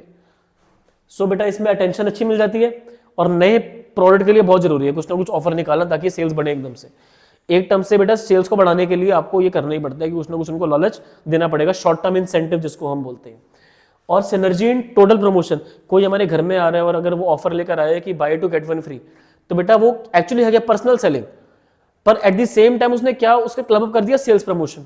तो सिनर्जी मतलब कि कंबाइंड एफर्ट, जो बेटा ओवरऑल बेटा अगर टीम मैच जीत गई तो वो इंपॉर्टेंट है, या किसी प्लेयर की परफॉर्मेंस खराब रही वो ज्यादा इंपॉर्टेंट है, टीम जीत गई वो, तो मतलब जो सम होता है ना सबका, जो टोटल होता है वो ज्यादा इंपॉर्टेंट है as compare to the contribution by individual people. So ये सिनर्जी है, मतलब जो ओवरऑल रिजल्ट है ना वो आपका ज्यादा इंपॉर्टेंट है। तो ये ओवरऑल रिजल्ट के लिए बहुत इंपॉर्टेंट रोल काम करता है, जिससे आपकी सेल्स कन्वर्ट हो पाती है। दिक्कत यही है कि लोगों को लगेगा भाई कंपनी का तो बर्बाद होगी, इनका दिवाला निकल गया तभी ये ऑफर निकाल रहे हैं क्राइसिस में, जबकि ऐसा नहीं है। वो सेल्स अपनी से बढ़ाना चाहते हैं, वो प्रूव करना चाहते हैं कि हमारा प्रोडक्ट ट्राई तो करके देखो, कब तक दूसरों पर भरोसे बैठे रहोगे। स्पॉइल्स प्रोडक्ट इमेज, अरे देखो ये तो 2 पे 4 बेच रहे हैं, फिर देखो बाय 3 गेट 1 फ्री दे रहे हैं, इनका नहीं लेंगे, जो 1 पे 1 दे रहा है वही लेंगे। तो कुछ लोगों की मेंटालिटी वो होती है, तो उन पे ये टूल काम नहीं करेगा, क्योंकि जिन लोगों को लग रहा है कि क्राइसिस है या फिर इमेज जो लोग सोच रहे हैं कि खराब हो रही है, तो वो जो कि बात मेरे अकॉर्डिंगली गलत है। मौका तो देके देखो, अगर प्राइस में बजट अफोर्डेबिलिटी में आ रहा है, नहीं पसंद है दोबारा मत खरीदना, और क्या करा जा सकता है। और अगर लग रहा है इन्फीरियर है तो पीछे देख लो इंग्रेडिएंट्स, और अगर तब भी लग रहा है इन्फीरियर है तो मत लो। बट अगर लग रहा है कि प्रोडक्ट में पीछे क्वालिटी मतलब इंग्रेडिएंट्स भी ठीक है, सब ठीक है, अफोर्डेबिलिटी भी है, तो इट इज मौका तो देके देखो प्रोडक्ट को। फिर कॉमनली यूज्ड तरीके क्या क्या है प्रमोशन करने के, ये पूछे कम जाते हैं वैसे सिलेबस में ना। रिबेट, अब जैसे गाड़ी एक नया मॉडल निकाल रही है तो पुराने वाले मॉडल को निकालने के लिए बाहर रिबेट, उन्होंने कहा कि पुराने वाले मॉडल्स के डिजाइन पे 50,000 की छूट। या फिर मान लो सीजन चेंज हो रहा है तो एक कपड़ों की दुकान ने पुराने वाले सीजन के कपड़ों पे सेल ऑफर निकाल दिया, तो रिबेट है, इन्वेंट्री को क्लियर करने के लिए निकाला जाता है। ये शॉर्ट टाइम में काम कर जाएगा ना, जो आपका एक्सेस इन्वेंट्री है क्लियर ऑफ हो जाएगी। डिस्काउंट सीजनल होता है, जैसे 10% 20%, तो ये परसेंटेज में होता है जनरली, और रिबेट नंबर्स में क्लियर होता है कि इतना अमाउंट हम कम कर देंगे, और डिस्काउंट परसेंटेज में होता है और जनरली सीजनल फेस्टिवल टाइम पे होता है। रिफंड, आजकल होता है ना कैशबैक मिल जाता है, ठीक है। अभी कुछ चॉकलेट कंपनी चला रही है कि आप चॉकलेट खरीदो, स्कैन करो QR कोड और आपको कैशबैक मिल जाएगा, ठीक है। आप कोड को टेक्स्ट करो और अगर वो सही हो, और इसलिए मुझे मिल भी गया, मैंने खरीदी थी 10 रुपीज़ की चॉकलेट, और जब वो घर पे मेरे ब्रदर ने कंज्यूम करी, he wanted that one, he said कि सर भैया इस पे ये कोड था, मैंने स्कैन करा और पैसे आपके वापस आ गए 10 रुपये। मैंने कहा भेज मुझे, कहता नहीं भेजूंगा। मैंने कहा चल कोई बात नहीं। तो वो रिफंड होता है कि आपने जितना पैसा लगाया उतने आपके, अब जरूरी नहीं सारा पैसा वापस आए, बेटा वो तो 10 रुपये पूरे वापस आ गए। बट अब हुआ क्या, मैंने बेटा वो एक नहीं खरीदी, मैंने बेटा वो 5-6 खरीदी थी, like that particular flavour of chocolate.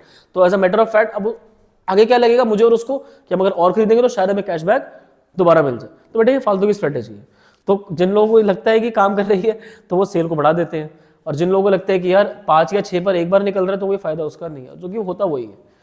फिर मेरा बेटा प्रोडक्ट कॉम्बिनेशन, कि अब इसमें क्या हो रहा है, 2 अलग अलग प्रोडक्ट्स उन्होंने कंबाइन कर दिए, जैसे कि एक सॉस की बोतल के साथ बड़ी वाली एक नूडल्स का पैकेट फ्री।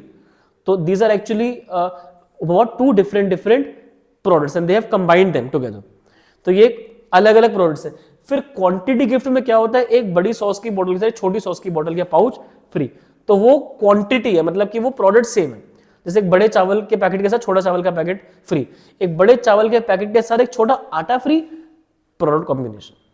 तो प्रोडक्ट कंबाइंड हो रहे हैं तो वो तो अलग अलग है।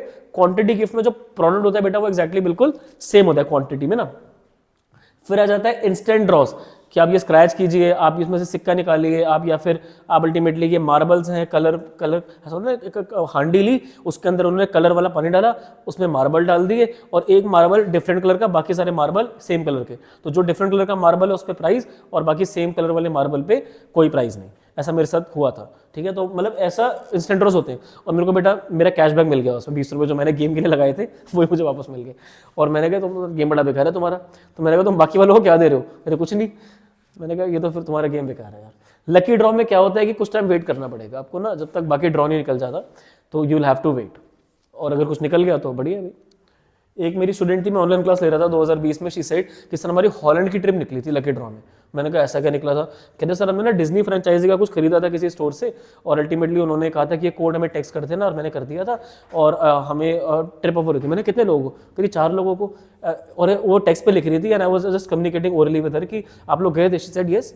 तो मैंने कहा पासपोर्ट वगैरह कहती हमारे थे, और वो पूरी ट्रिप उन्होंने स्पॉन्सर करी थी। मैंने कहा ये तो तुम्हारा बहुत बढ़िया था यार लकी ड्रॉ। कौन सी कंपनी थी? शी सेड मुझे याद नहीं honestly, but it works. Usable benefit, आप मेंबरशिप लो किसी रिजॉर्ट की, और आपको वहां पर एक कूपन दे देंगे, आप वहां पर जाके उनको क्या कर लीजिए, रिडीम कर लीजिए। आप वहाँ फूड में उसको रिडीम कर लो, या फिर आप वहाँ गेमिंग पार्लर में जाके रिडीम कर लीजिए, या फिर आप वहाँ पे अल्टीमेटली उनका कोई अगर गेमिंग कोर्ट है वहाँ पर आपको जो उनका पैकेज है टोटल उसमें कुछ कंसेशन दे देंगे।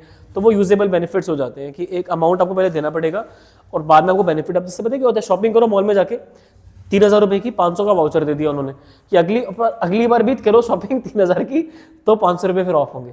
तो एक्चुअली क्या है, वो पागल बनाने वाली चीज़ है कि आप पहले इतना खर्चा करो, फिर 500 रुपये आपको अगली शॉपिंग में फ्री मिलेगा, ब्रैकेट में TNC, कि अगली बार इतने अमाउंट की शॉपिंग करनी ही पड़ेगी, जो जनरली आपके पिछली बार से ज़्यादा ही होगा।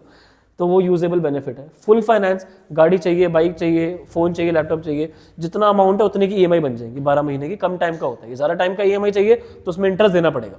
फुल फाइनेंस से 0% तभी होगा जब कम टाइम में आप पे करने के लिए तैयार है। सैम्पलिंग, फ्री सैंपल बांटो लोगों को, ठीक है। न्यूज़पेपर में शैम्पू के पाउच डाल दो, लोग यूज़ करेंगे, लोगों को लगेगा बढ़िया तो बड़ी बड़ी बॉटल खरीदेंगे फिर आके आपकी कंपनी की। तो that is sampling. And then contest, event करवाओ, कॉन्टेस्ट करवाओ, ठीक है। लोगों को बुलाओ, उनसे गाना करवाओ, उनसे डांस करवाओ, पुशअप कराओ, और जो जीते उसको कोई प्राइस दे दो प्रोडक्ट का। तो उसमें क्या होगा कि कंपनी का प्रमोशन भी हो गया, लोगों का एंटरटेनमेंट भी हो गया, लोगों ने फोटो भी डाल दी, तो ऑटोमेटिकली काम हो जाएगा। पैसा खर्च करना पड़ता है इन सब पे, कॉन्टेस्ट में खर्चा होगा, इवेंट में खर्चा होगा। फुल फाइनेंस में कुछ बच नहीं रहा, कुछ टाइम के बाद जाके पैसे आपके वापस मिलेंगे। सैम्पलिंग में पैसा लगाओ, ठीक है। फिर उसके अलावा आप डिस्काउंट दे रहे हो तो आपका थोड़ा नुकसान भी हो सकता है, रिबेट दे रहे हो तो आपका जितना आना चाहिए था उतना अमाउंट रिकवर नहीं होगा। बट भाई सीजन खत्म हो रहा है, सेल्स बढ़ानी है, तो वो तरीका अच्छा है। Are we clear with this? Sales promotion, sales promotion is a part of promotion mix. काफी बार बच्चे इसको कंबाइन कर लेते हैं विद द ओवरऑल प्रमोशन। बेटा प्रमोशन मिक्स के अंदर 4 होते हैं, advertising, sales promotion, publicity and personal selling, और एक पब्लिसिटी भी होता है। तो सेल्स प्रमोशन प्रमोशन मिक्स का एक पार्ट है। चलिए आगे बात करते हैं। पब्लिसिटी, बेटा इसके लिए कोई पेमेंट नहीं होती, ये काम ऐसा करो कि लोग पीछे आपकी अच्छी बातें करें। बुरी बातें ही पब्लिसिटी में ही आती हैं, बट पॉजिटिव बातें पीछे करी जा रही है, दैट मीन्स कि you have done something exceptionally good. तो दैट इज पब्लिसिटी, कोई स्पॉन्सर नहीं होता, पर्सनल फॉर्म होती है कि आप पर्सनली किसी के साथ बता रहे हो कि यार उस कंपनी के जूते मैंने यूज़ करे, इतने बढ़िया, मैंने कभी यूज़ नहीं करे, उस कंपनी की घड़ी बहुत बढ़िया है। आयुष सर जैसा पढ़ाते हैं वैसे BST को कोई नहीं पढ़ाता, तो वो पब्लिसिटी बहुत ज़्यादा जरूरी है। और इसका जो इम्पैक्ट होगा वो मैं आपको बताऊं, एडवर्टाइजिंग से, पर्सनल सेलिंग से, सेल्स प्रमोशन से बहुत ज़्यादा होगा, क्योंकि आप सामने वाले के साथ ऐसा शो कर रहे हो कि आपका पर्सनल एक्सपीरियंस है, तो it will create a much more positive impact as compare to a forceful push, जिससे लोग इतना ज़्यादा स्टिमुलेट हो खरीदने के लिए, जरूरी नहीं है। सो पब्लिसिटी में यही होता है। फिर पब्लिक रिलेशन, लोगों को ऐसा दिखाओ कि भाई हम ही हमें, बाकी सब बिल्कुल बेकार है। तो वो कैसे होता है कि आप कॉन्फ्रेंस करो अपने एम्प्लॉयज़ के साथ, उनको बताओ कि आपकी तरक्की कहाँ कहाँ पर हुई है, शेयर होल्डर्स को न्यूज़ लेटर दो कि हमारी कंपनी का प्रॉफिट इतना हुआ है। आप इसके अलावा आप मीडिया हाउसेस में जाके इंटरव्यूज दो, CEO को बोलोगे आप जाके यहाँ पर आप अपनी इमेज दिखाओ कि आप कितने अच्छे इंसान हो।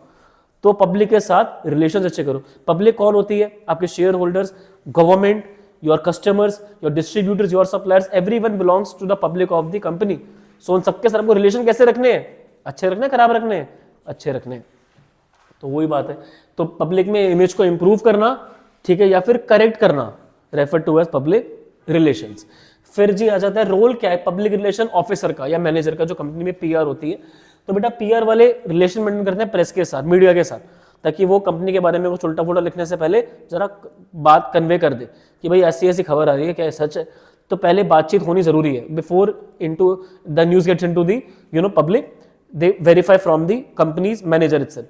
तो PR मैनेजर का काम ही है कि वो लोगों के साथ जान पहचान रिलेशंस मेंटेन करके चलें।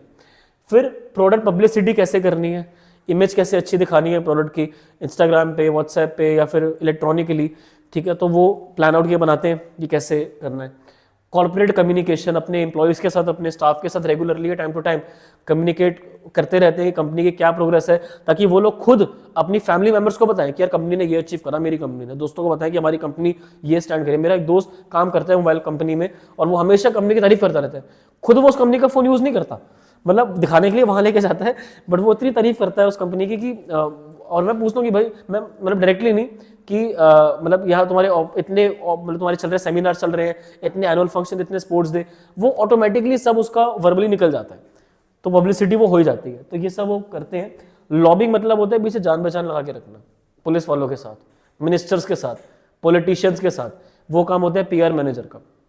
कल को अगर फंसे तो ये लोग संभाल लेंगे, ज़्यादा बात को फैलने नहीं देंगे। फिर बेटा काउंसलिंग। अब काफ़ी बार क्या होता है, एम्प्लॉयज़ को ना रेगुलरली काउंसलिंग चाहिए होती है about the environment, about the ethics, about the laws, तो वो PR मैनेजर उनको बताता है कि यार इस एथिकली काम करो, लोगों के साथ फेयरली काम करो, किसी को एक्सप्लॉइट मत करो, and be fair as much as possible. That's all what PR manager does in the organisation. So ठीक है, इससे आपके गोल्स कैसे अचीव होते हैं, लोग अवेयरनेस, आखिरी टॉपिक है, आखिरी, फिर उसके बाद क्वेश्चन, ठीक है, लास्ट टॉपिक है। लोगों को अवेयरनेस होती है कि यार ये तो देखो ऐसे अच्छे अच्छे काम कर रहे हैं, न्यूज़ में इंटरव्यू आ रहे हैं CEO का और वो बता रहे हैं कि कितने अच्छे से वो सोसाइटी के लिए अच्छे अच्छे, तो लोगों को अवेयरनेस होती है और ऑब्वियसली सेल्स बढ़ेगी, क्रेडिबिलिटी बढ़ेगी। अब जो एक कंपनी के ओनर्स, आजकल बेटा शार्क टैंक शो चल रहा है, वहां पर आ रहे हैं, तो उससे क्या हो रहा है, क्रेडिबिलिटी बढ़ रही है कि यार ये बंदा जब इतना जेन्युइन है तो इनके जो प्रोडक्ट्स है वो भी कितने ज्यादा जेन्युइन होंगे। तो it's all PR, and then stimulate sales बढ़ेंगे ऑटोमेटिकली, एंड देन प्रमोशन की कॉस्ट कम हो जाएगी। जब पब्लिसिटी हो रही है तो पैसा आपको मिलेगा, आपको देना नहीं पड़ेगा, आपको पैसा मिलेगा। तो पब्लिक रिलेशंस में पैसा खर्च करो, थोड़ा सा लोगों को पुश करो कि भाई हमारा जो प्रोडक्ट है वो फर्स्ट क्लास है, और उससे लॉन्ग टर्म में आपकी सेल्स ही स्टिमुलेट होंगी। तो आइए अब हम डिस्कस करेंगे, जैसा कि मैंने बताया था, कुछ क्वेश्चंस इस चैप्टर के। 50 नंबर का टेस्ट ओरल ये चलेगा आपका। सही जवाब +5, गलत जवाब -1, अनअटेम्प्ट 0। शुरू करेंगे पहले क्वेश्चन के साथ। हाँ जी, तो बेटा जी पहला सवाल आपकी स्क्रीन पर आ चुका है कि इनमें से कौन सा कंसीडर करा जाता है एक्सटेंशन मार्केटिंग कंसेप्ट का जो कस्टमर सेटिस्फेक्शन से अलग है और अटेंशन देता है एथिकल और इकोलॉजिकल एस्पेक्ट्स के मार्केटिंग को। इन चारों में से बताइए सही जवाब क्या होगा। 3 सेकंड आपको हम दे रहे हैं, 1 सेकंड, 2 सेकंड, 3 सेकंड। बेटा जब उन्होंने ये लिखा था ना मार्केटिंग की एक्सटेंशन, तो बेटा सही जवाब हो जाएगा सोसाइटल मार्केटिंग। सही जवाब वाले बच्चे +5 रिकॉर्ड कर लीजिए, गलत जवाब वाले -1। जिन्होंने कुछ भी नहीं लिखा 0 रिकॉर्ड करेंगे एथिकल तरीके से।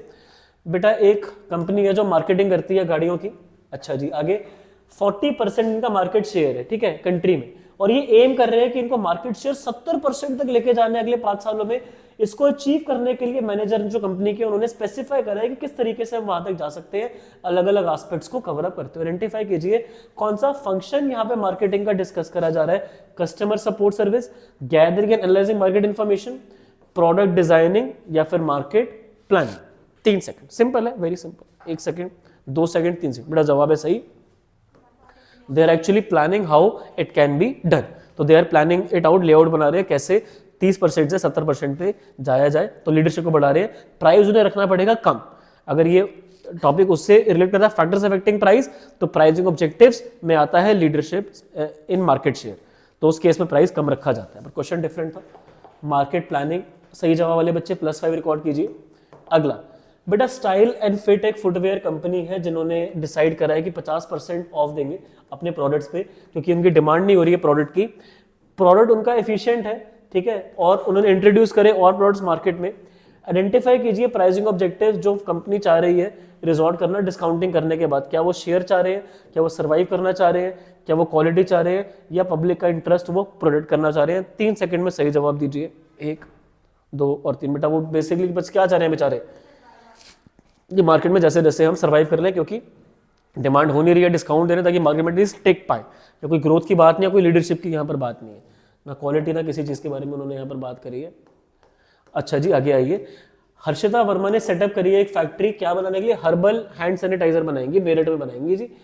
The size and bottles in which the products are packed are specifically designed so that it should be convenient to handle by the consumers. तो उन्होंने इस तरीके से बनाया कंटेनर की कस्टमर उसको इजीली हैंडल कर पाए। तो बेटा ये प्राइमरी होगी, टर्शरी सेकेंडरी, या बोथ सेकेंडरी एंड टर्शरी। 2, 3। तो बेटा ये तो क्लियरली प्राइमरी के बारे में बात करें, क्योंकि जो सैनिटाइजर है जो कंज्यूमर्स यूज करेंगे, बट उनको सेकेंडरी से क्या लेना देना, उनको तो बेटा लेना देना है खाली प्राइमरी से, कि जब जब वो यूज करे तो उनको उसमें कन्वीनियंस रहे। तो सही जवाब वाले बच्चे +5 रिकॉर्ड कीजिए प्लीज। सवाल नंबर 5। बेटा एक फैशन डिजाइनर है जिन्होंने लॉन्च करी है नई ड्रेसेस का ब्रांड, एक सुकृति नाम से। अब उनकी जो ये ड्रेसेस हैं वो अलग इमेज दे रही है डिस्टिंग्विश करने में बाकी कंपटीटर के साथ। उन्होंने डिजाइन कुछ ऐसा रखा है, यूनिक सिंबल है उसमें ना, जो डिस्टिंक्ट करता है कलर स्कीम को, क्योंकि उन्होंने सिंबल ऐसा डाला जो बाकी उन्हें कंपटीटर्स यूज नहीं कर रहे। जैसे आप कोक और पेप्सी का एग्जांपल ले लीजिए, कोक का रेड और पेप्सी का ब्लू, ठीक है जी। उनका अब जो अल्टीमेटली लेबल है, उनकी जो पैकेजिंग है, एडवर्टाइजिंग है, ठीक है, वो सब उनकी न्यू रेंज ऑफ ड्रेसेस में अवेलेबल है। She has also registered this symbol to give it a legal protection against the use by other firms। तो उन्होंने कहा कि मैंने तो दे दी इसको क्या, लीगल प्रोटेक्शन, ताकि कोई और इसको यूज ना कर पाए। तो ये कौन सी टर्म आप यूज करना चाहेंगे डिनोट करने के लिए सिंबल डिजाइन को, जो उन्होंने करा है अबव केस में? Brand mark, trademark, brand name और ब्रांड आइकन। जवाब दीजिए अगले 3 सेकंड में। 1, 2, 3। बट उन्होंने लीगल प्रोटेक्शन दे दी, तो ये उन्होंने क्या कर लिया, अपने ब्रांड का ट्रेडमार्क की उनके अलावा और कोई इस ब्रांड को यूज नहीं कर पाएगा। सही जवाब वाले बच्चे +5 रिकॉर्ड कीजिए प्लीज। सवाल number 6। Safe life technology private limited एक रियोन फार्मास्यूटिकल कंपनी है इंडिया में, जिन्होंने लॉन्च करी है नई दवाई ट्रीट करने के लिए हाई बीपी को। अवेयरनेस क्रिएट करने के लिए नई दवाई के बारे में उन्होंने बिल्ड करी positive image about the company.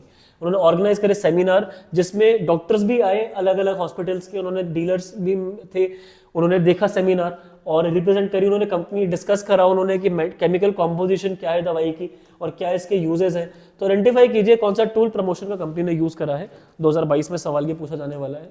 4 आपके पास इसमें ऑप्शंस है। सही जवाब 3 सेकंड के अंदर 1, 2 और 3 सही जवाब है इसमें बेटा। उन्होंने करा पब्लिक रिलेशन, उन्होंने डॉक्टर्स को बुलाया, उन्होंने सप्लायर्स को बुलाया, ताकि जो प्रोडक्ट है उसकी इमेज को पुश करे, and that's public relations, that's what they are targeting. सवाल नंबर 7। रोमा लिमिटेड ने आइडेंटिफाई करी है नीड्स कस्टमर की, जिससे सक्सेसफुल मार्केटिंग कर पाए वो अपने प्रोडक्ट्स की। ये जरूरी है ताकि वो एनालाइज कर पाए कि कौन कौन सी अपॉर्चुनिटीज अवेलेबल है, क्या क्या थ्रेट्स अवेलेबल है, क्या क्या कमियां हैं, कैसे वो स्ट्रेंथ कर सकती है ऑर्गेनाइजेशन को, और कैसे उनकी मदद और डिसाइड करने में कौन सी अपॉर्चुनिटीज बेस्ट है जो परस्यूट करी जा सकती है। इससे उनको पता लगेगा एक फंक्शन मैनेजमेंट का, जो कि कौन सा है। बहुत सही सा इसका सीधा सीधा इसका जवाब है। 3 सेकंड आपको हम दे रहे हैं।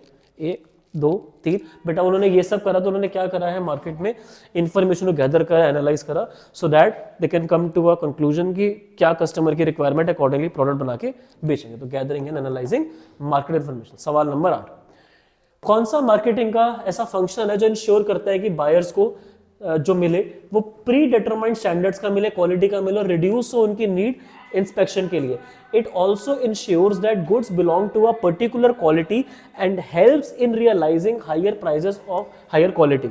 अब ultimately what we are talking about कि एक ऐसा फंक्शन मैनेजमेंट मार्केटिंग का जो इंश्योर करता है कि जो खरीदने वाले हैं उनको अच्छे स्टैंडर्ड का सामान मिले, क्वालिटी का, और रिड्यूस हो कि हर चीज इंस्पेक्शन करने की कि यार ये क्या है वो क्या है, और इंश्योर हो कि गुड्स एक प्रॉपर क्वालिटी के अवेलेबल है और वो डिफरेंट क्वालिटी के गुड्स के different prices, high price charge कर पाए. 1 सेकेंड, 2 सेकेंड, तीसरा सेकेंड. स्टैंडर्ड वाला तो हो गया उनका स्पेसिफिक साइज, और अल्टीमेटली ठीक है अलग अलग साइज में अवेलेबल है, दैट इज ग्रेडिंग. इस स्टैंडर्ड के प्रोडक्ट का ये प्राइस, इसका इस स्टैंडर्ड के प्रोडक्ट का ये प्राइस, दैट इज ग्रेडिंग. अलग अलग साइजेस के प्राइसेस अलग अलग होते हैं. बेटा 2 सवाल और 9 और 10, फिर आप लोगों को मार्केटिंग से फ्री कर देंगे. प्रतीक सिंह जी ने ज्वेलरी का स्टोर खोला है इस नाम से. वो ऑफर करते हैं वर्क वेयर, लाइट ज्वेलरी है मॉडर्न डिजाइन के साथ, यंग वर्किंग वुमेन के लिए गुड ज्वेलरी, मतलब वर्किंग वुमेन मतलब जो ऑफिस वगैरह जाती है उनके लिए ज्वेलरी का उन्होंने स्टोर ओपन अप करा है. ठीक है, not only made by jewellery attractive for young working women but also gave him a competitive edge in the market. तो खाली वुमेन के लिए अट्रैक्टिव नहीं, बाकी और कोई वो काम कर नहीं रहा तो ये भी उनके लिए एक एडवांटेज निकल कर आ गया. The jewelry was a hit with working women and fashion jewels was able to report a profit of 3 crore in the first year itself. क्या बात है. The function of marketing performed by Prateek Singh was what? 1, 2, 3. अब बेटा देखो इसमें ultimately उन्होंने करा क्या, उन्होंने ज्वेलरी को अट्रैक्टिव बनाया for the young working women. तो इसमें बेटा क्या कहीं पर पैकेजिंग लेबलिंग के बारे में बात करी गई? मेरा बेटा नहीं करी. क्या वो कोई कस्टमर सपोर्ट सर्विस दे रहे हैं? बेटा वो नहीं दे रहे हैं. क्या बेटा उनका जो प्रोडक्ट डिजाइनिंग का डेवलपमेंट है वो कामयाब हुई? बिल्कुल हुई. क्या ऐसा कुछ लिखा है कि उन्होंने एडवर्टीजमेंट करा, सेल्स प्रमोशन करा, पर्सनल सेलिंग करी? नहीं करी. अब ये डिजाइनिंग का उनको बेनिफिट मिला क्योंकि उनके अलावा और कोई मार्केट में ये चीज डेवलप नहीं कर रहा. तो that's how I he got benefit out of it, Pratik Singh. तो प्रोडक्ट डिजाइनिंग एंड डेवलपमेंट. आखिरी सवाल बेटा, इनमें से कौन सी एक्टिविटीज कस्टमर सपोर्ट सर्विस में नहीं आती है? After sale services, handling customer complaints and adjustments, procuring credit services, identifying the needs of the customer and taking various marketing decision. Again I'll repeat, इनमें से कौन सी कस्टमर सपोर्ट सर्विस में नहीं आती है? बेटा after sale services, handling customer complaints, procurement credit services, identifying the needs of the customers and taking various marketing decisions. बेटा इसमें आपको हम 3 सेकंड्स प्रोवाइड कर रहे हैं. 1 सेकंड, 2 सेकंड और 3 सेकंड. मेरा बेटा आफ्टर सेल सर्विस तो इसमें आती है तो वो तो बेटा इसका आंसर नहीं हो सकती. और बेटा कस्टमर कंप्लेंट को हैंडल करना भी आफ्टर सेल सर्विस का ही पार्ट होता है बेटा, वो भी इसके अंदर नहीं आती. आइडेंटिफाई करना कस्टमर की नीड्स को और टेक करना वेरियस एक्शन मार्केटिंग, बेटा ये भी अल्टीमेटली कस्टमर के लिए ही लिया जाता है तो ये भी कस्टमर सपोर्ट सर्विस के अंदर ही बेटा आएगा. प्रोक्योरिंग क्रेडिट सर्विसेज, अच्छा just a second, listen to me very very carefully. अब अल्टीमेटली यहां पर बात करेंगे identifying the needs of the customer and taking various marketing decision. बेटा क्या ये कस्टमर सपोर्ट सर्विस में आता है या फिर बेटा अल्टीमेटली जो प्रोक्योरिंग क्रेडिट सर्विसेज है ये बेटा आता है कस्टमर सेल सर्विस में? अब इसमें बात करी जा रही है कस्टमर सपोर्ट सर्विस के बारे में, which is ultimately for the benefit of the customer. Is it right? Customer को हमें क्या देना है? सपोर्ट. जो भी उसकी शिकायतें वगैरह वो हमें दूर करनी है. तो मेरा बेटा इसमें आफ्टर सेल सर्विस तो हम कस्टमर के लिए ही रखते हैं कि जो उनकी शिकायत है वो लेकर आए, और शिकायतें बेटा उनकी आ जाती है यहाँ पर. और आइडेंटिफाई करना कि जो कस्टमर की नीड्स है हम अकॉर्डिंगली वैसा प्रोडक्ट डिजाइन करें. This is also for the customer only. This can also be not the correct answer for the question. और बेटा प्रोक्योर करना क्रेडिट सर्विसेज, क्या बेटा हम कस्टमर से क्रेडिट लेते हैं या हम कस्टमर को क्रेडिट देते हैं? हम क्रेडिट लेते किससे हैं? फ्रॉम दी सप्लायर और दी जहां से हम रॉ मटेरियल ऑल परचेज करते. This is not the correct answer. तो अगर यहां पर लिखा होता providing credit to the customer तो it would have become a part of customer support system. But यहां पर बेटा अल्टीमेटली प्रोक्योर करना credit services is not a part of customer support service. Procure करना क्रेडिट को is a part for the company itself, not for the customer. So that's why option C will be the correct one. बेटा जो बच्चे online देख रहे हैं अपने scores definitely मुझे बताना कमेंट सेक्शन में, ऑफलाइन से मैं पूछ लूंगा. वीडियो बेटा पसंद है लाइक शेयर सब्सक्राइब कर देना. टेलीग्राम पे आपको ये पीडीएफ मिल जाएगी, कोई डाउट डिफिकल्टी रहेगी हो कमेंट सेक्शन में पूछ लेना. Thank you very much.